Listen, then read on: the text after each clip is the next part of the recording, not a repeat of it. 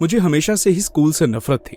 जब से मैं एक बच्चा था मुझे ये विचार नापसंद था। एक कमरे में अलग अलग तरह के बच्चों के साथ कई घंटों तक बंद रहना और ऐसी कुछ चीजें सीखना जो आप जिंदगी में कभी इस्तेमाल नहीं करेंगे। ये आपदा बुलाने का एक नुस्खा है। लड़ाइयाँ वगैरह, बदमाशी करना जो हर स्कूल में होता ही है।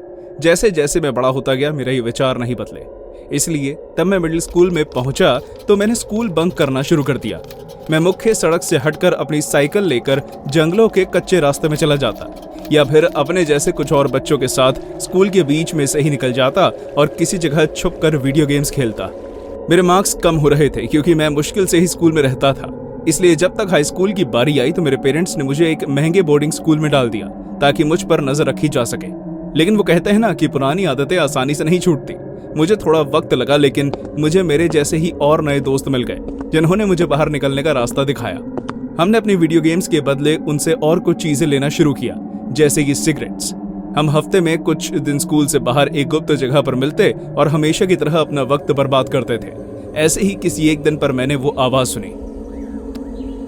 तुम्हें क्या लगता है वो क्या था? जैसे कि मुझे पता होगा। छोड़ो जैक, लाइटर पास करो। वो बहुत ही गहरी आवाज थी, जैसे किसी का गला काटा गया हो, जैसे किसी जानवर का बुरी तरह से शिकार किया गया हो। हम अपनी जगह से उठकर उस तरफ जाने लगे जहां से वो आवाज आई थी। वो आवाज स्कूल के किनारे पर बनी एक साफ जगह से आ रही थी, मिस्टर फ्रीडमैन के घर के बिल्कुल पास से।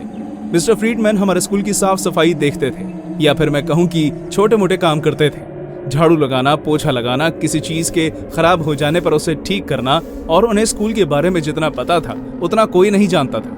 उन्हें हर उस कोने के बारे में पता था जहां एक बच्चा छुप सकता था। यहाँ तक कि उन्होंने कई बार हमें हाथ में सिगरेट और बाकी सामान लिए पकड़ा भी है, लेकिन उन्होंने कभी भी एक शब्द भी नहीं कहा। वो बस वापस मुड़ जाते और अपना काम करने लग जाते जैसे कुछ हुआ ही ना हो। इस वजह से हो सकता है कि कई बच्चे उन्हें पसंद भी करते हों, लेकिन ऐसा नहीं था। दूर दूर तक ऐसा नहीं था। इस आदमी के बारे में कुछ बहुत अजीब था। उन बातों को शब्दों में बयां करना बहुत ही मुश्किल था। वो हमेशा लंगड़ा कर चलते थे और उसका शरीर हमेशा झुका हुआ रहता था। उसमें सब पुराने जूतों जैसी बदबू आती थी और वो हमेशा खुद से बातें करता रहता था। ज्यादातर बच्चे जब उसे आता हुआ देखते तो दूसरी दिशा में भाग जाते थे। बाकी बस उससे अपनी अपनी दूरी बनाकर रखते थे और मैं खुद उससे दूर रहने का एक अच्छा बहाना ढूंढ रहा था। क्या तुम्हें लगता है कि फ्रीडमैन ये सब कर रहा है? लगता तो यही। दर्दनाक। मुझे नहीं पता यार, और मुझे नहीं लगता कि यहाँ जाकर इस बारे में पता लगाना एक अच्छा विचार है। पट्टू मत बनो फ्रैंकी, चलो अब। हम आवाज के पीछा करते हुए पुरानी झोपड़ी तक गए। मैं आज से पहले कभी इतनी दूर नहीं आया। मैं भी नहीं। क्या तुम्हें लगता है कि मिस्टर फ्रीडमैन यहाँ रहते हैं? ये जगह तो बेकार है। मुझे यकीन तो नहीं है, लेकिन ये जानते हुए भी कि ये कितना अजीब हो सकता है, मैं यहाँ जाना नहीं चाहूंगा। तुम्हें नहीं लगता कि हमें वापस चलना चाहिए? मुझे इस जगह के बारे में कुछ अच्छा नहीं लग रहा। आखिरी बार इतनी दिलचस्प चीज तुमने कब की थी? हाँ, अगर तुम चाहो तो वापस क्लास में जा सकते हो, लेकिन मैं अंदर जा रहा हूँ। तुम मेरे साथ आ रहे हो या नहीं? हाँ, आ रहा हूँ। काश मैं उसी वक्त वहां से वापस चला गया होता। काश मैं वापस हमारी खुफिया जगह पर चला गया होता, या फिर अपनी क्लास में, या फिर और कहीं भी। कोई भी जगह इस जगह से तो बेहतर ही होती। हमने धक्का देकर दरवाजा खोला और वो जोर से आवाज करते हुए खुल गया, जैसे कि वो झोपड़ी हमें चेतावनी दे रही हो कि अभी भी वक्त है, लौट जाओ। लेकिन हमने नहीं सुना। मैंने नहीं सुना। झोपड़ी में घुसते ही कुछ सीढ़ियां शुरू हो रही थी जो हमें एक तरह के बेसमेंट में ले जा रही थी। वहां बहुत ही ज्यादा अंधेरा था, इसलिए मैंने अपने जेब से लाइटर निकाला और नीचे जाना शुरू किया। जैसे ही हम नीचे पहुंचे और हमने देखा कि वहां क्या था तो मेरा दिल जैसे धड़कना बंद हो गया। वहां एक ब्लैक बोर्ड के आगे दर्जनों कुर्सियां लगी हुई थी, ठीक एक क्लासरूम की तरह। और उन कुर्सियों पर, हे भगवान, उन कुर्सियों पर मरे हुए जीव बैठे हुए थे और उन्होंने हमारी तरह स्कूल की यूनिफॉर्म पहनी हुई थी। मैंने अपने मुंह हाथ से ढक लिया, लेकिन फ्रैंकी जमीन पर गिर चुका था और उसने नाश्ते में जो भी खाया था वो सब बाहर निकल गया था। क्या ये हमें? हे भगवान, ये पागल है। मिस्टर फ्रीडमैन का पागल आदमी है एक। अपनी आवाज धीमी रखो फ्रैंकी, वो यहीं आसपास हो सकता है। हमें यहाँ से बाहर निकलना होगा जल्दी ही। तुम मुझे चुप रहने को मत कहो। क्या तुम देख नहीं रही क्या है? क्या तुम्हें? शायद वो फ्रैंकी की चीख ही थी, या फिर सिर्फ हमारी बुरी किस्मत। जब तक मैंने अपने दोस्त को खड़े होने में मदद की और हमें सीढ़ियों की तरफ जाना शुरू किया, कोई ऊपर खड़ा था जो हमारी तरफ ही देख रहा था। मुझे उसकी परछाई से उस आदमी का अंदाजा नहीं लग रहा था, लेकिन जैसे ही वो सीढ़ियों से नीचे आया तो मैंने उसका लंगड़ाना पहचान लिया। मिस्टर फ्रीडमैन वापस आ चुके थे और उसके हाथ में तेज धार वाला चाकू था। अब तुम लोग मुझे जरा ये बताओ कि तुम यहाँ पहुंचे कैसे? हम अपना रास्ता भटक गए थे, बस हम बस यहाँ से बाहर ही जा रहे थे। हम आपको दोबारा परेशान नहीं करेंगे सर। तो तुम रास्ता भटक गए थे। हालांकि मुझे तुम्हारी बात में उतना दम नहीं लग रहा कि तुम यहाँ आखिर आए ही क्यों, लेकिन फिर भी मैं तुम्हें जाने दे रहा हूँ, सिर्फ इस बार के लिए। मैंने सर हिलाकर हाँ कहा और अपना मन में शुक्रिया की प्रार्थना करने लगा। मैंने अपने साथ फ्रैंकी को भी घसीटने की कोशिश की, लेकिन मेरे दोस्त के दिमाग में कुछ और ही चल रहा था। तुम पागल हो। फ्रैंकी ने कोने में लटके हुए एक लकड़ी के टुकड़े को हाथ में लिया और उसे मिस्टर फ्रीडमैन की तरफ हवा में उठाया, लेकिन उस आदमी ने उसके हाथ से वो लकड़ी छीन ली और उसे दीवार की तरफ धक्का दे दिया। तुम्हें बस एक ही काम करना था, चुप रहने का। उसने लकड़ी को हवा में उठाया और उस पल जिसके लिए मैं बहुत शर्मिंदा हूं, मैं वहां से भाग गया। मैं सीढ़ियों के ऊपर बने दरवाजे की तरफ भागा, लेकिन अंधेरे होने की वजह से मैं गिर गया और जब मैं उठा तो मैं स्कूल के क्लिनिक में सही सलामत लेटा हुआ था। मेरे बगल में एक खत था, चुप रहो, सुरक्षित रहो। मैंने कई दिनों से फ्रैंकी को नहीं देखा है। उसे लापता घोषित कर दिया गया है और उसकी पूछताछ के लिए पुलिस ने मुझसे कुछ सवाल भी किए, लेकिन मैं कुछ भी कहने से डरता हूँ, क्योंकि मिस्टर फ्रीडमैन हमेशा मेरे आसपास ही होते हैं, मुझे देखते हुए, मेरा इंतजार करते हुए।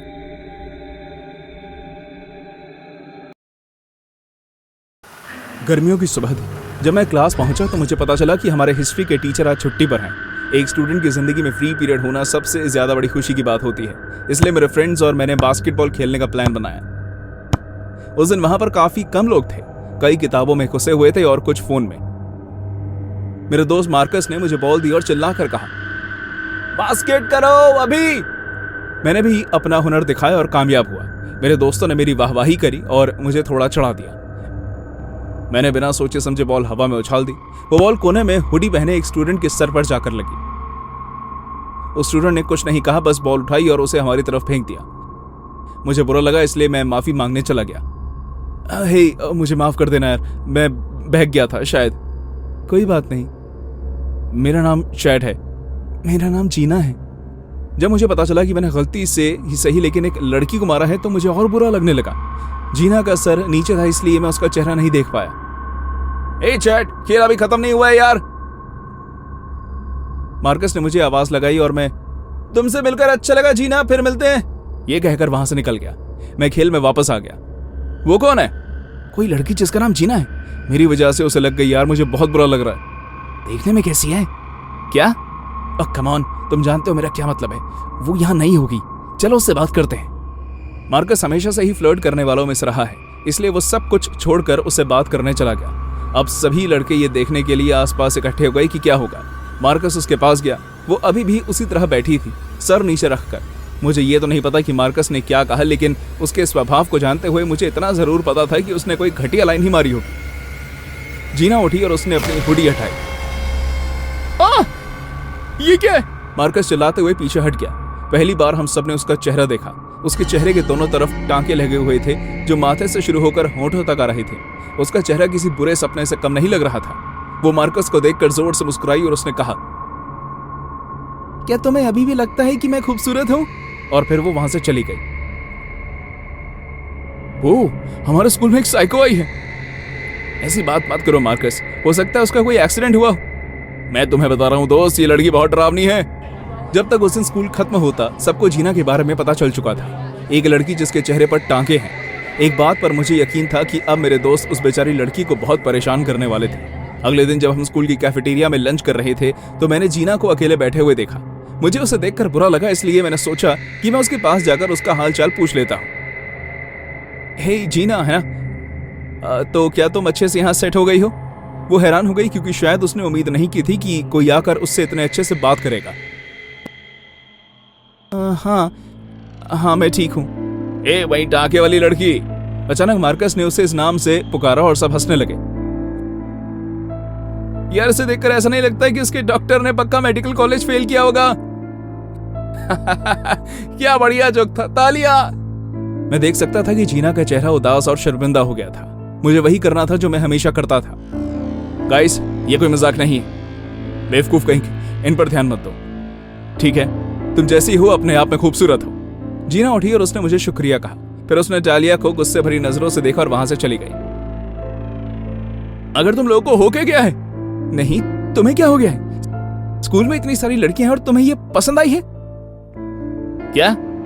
ओह कम ऑन, अब मान भी जाओ, तुम्हें उससे बचाने की ज्यादा ही जरूरत थी। लेकिन मैं तुम्हें बता रही हूँ चैड, ये लड़की सही नहीं है। मैंने नटालिया से बहस की और क्लास में वापस आ गया। उस दिन मुझे ये सोचकर बहुत बुरा लग रहा था कि मेरे दोस्त इतने मतलबी भी हो सकते हैं। अपने मन को शांत करने के लिए मैं तैरने चला गया। मैं अक्सर ऐसा तब करता हूँ जब मुझे अपना गुस्सा शांत करना होता है। मैं जितनी देर हो सके पानी के अंदर रहता हूँ और ये गिनता हूँ कि मैं कितनी देर सांस रोक पाया। उस दिन भी मैं यही कर रहा था। पूल का साफ नीला पानी मेरे सर के ऊपर था। अचानक मुझे ऐसा लगने लगा जैसे मुझे कोई देख रहा है।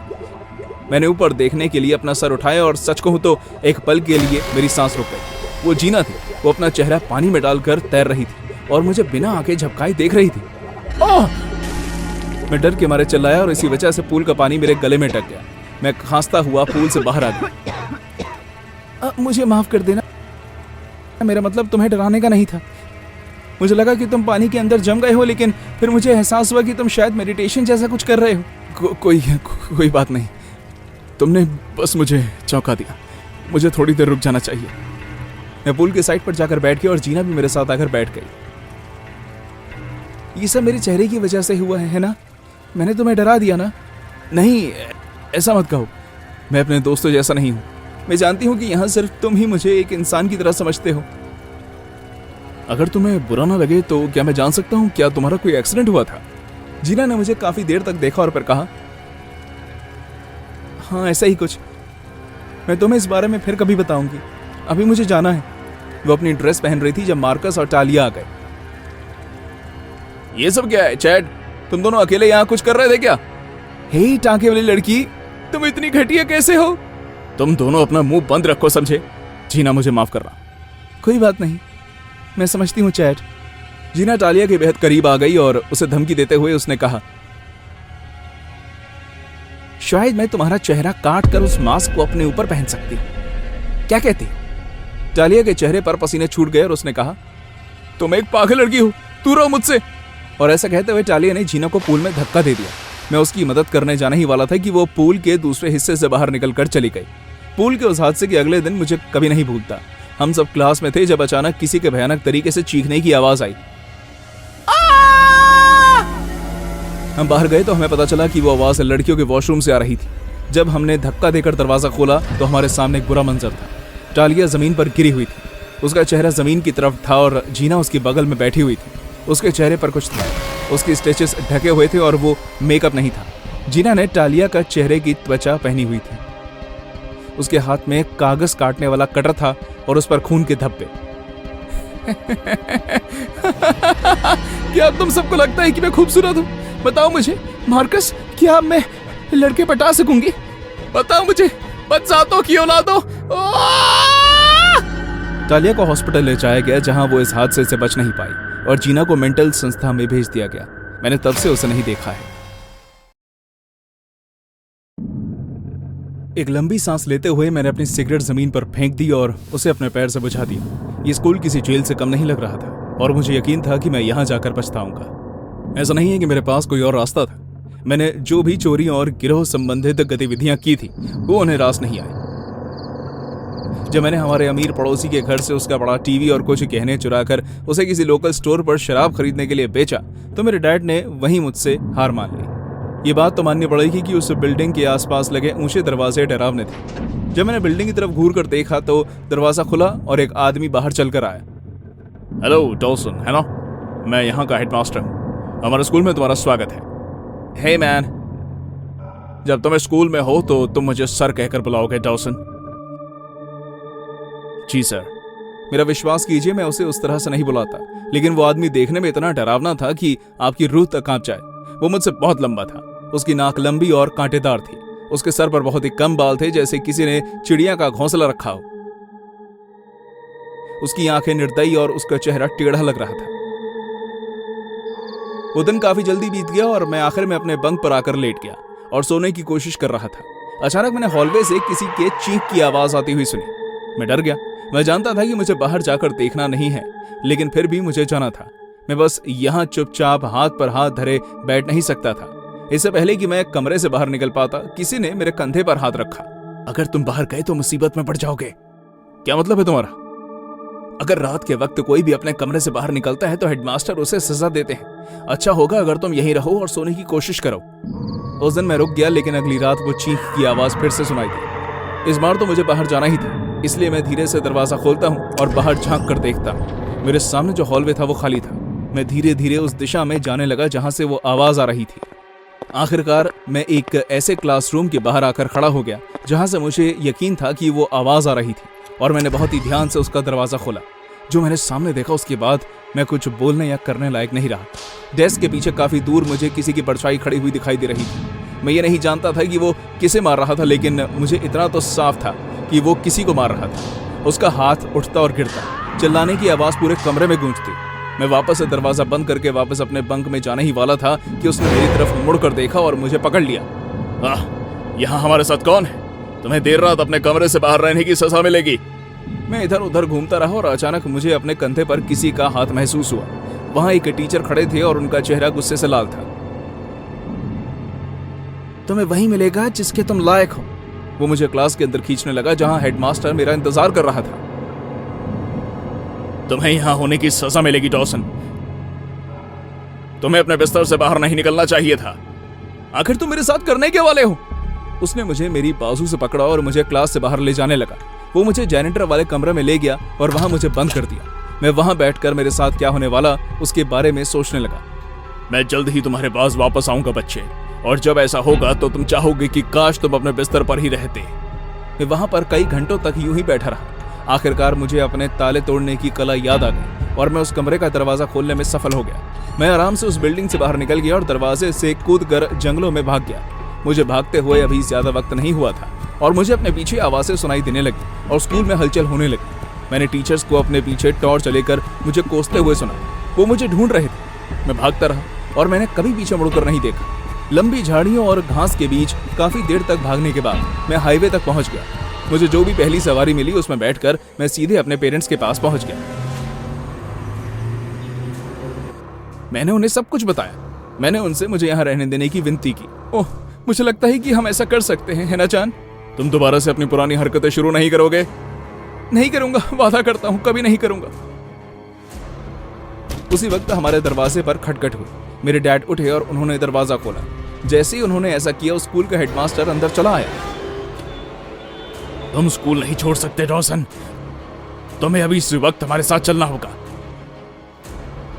मेरे पेरेंट्स के हेडमास्टर से काफी देर तक बहस हुई और आखिरकार उन्होंने उसके साथ किया कॉन्ट्रैक्ट तोड़ दिया और मुझे सही सलामत उस स्कूल से निकलवा लिया, या फिर मैंने ऐसा सोचा था। कुछ दिनों बाद जब मैं अपने नए स्कूल की तरफ जा रहा था तो एक गाड़ी मेरे बगल में आकर रुक गई और उसके अंदर से बहुत सारे लोग मास्क पहनकर बाहर निकले। उनके हाथ में बैट थे। मैं जितनी तेज हो सका उतनी तेज भागा और किस्मत से वो मुझे पकड़ नहीं पाए। इधर वापस आओ बिगड़ी हुई औलाद! लेकिन मैं वापस नहीं गया। जब मैं पीछे मुड़कर देखता हूँ तो मैं सोचने लगता हूँ कि उनके वापस आने तक मेरे पास कितना वक्त है। मैं कब तक उस स्कूल या हेडमास्टर से दूर रहूंगा? कब तक मुझे इन राक्षसों का सामना करना पड़ेगा? मैं नहीं जानता कि मेरे पास कितना वक्त है। मुझे नहीं लगता कि वो हेडमास्टर मुझे कभी ये बताने देगा कि मेरे साथ उस स्कूल में क्या हुआ था।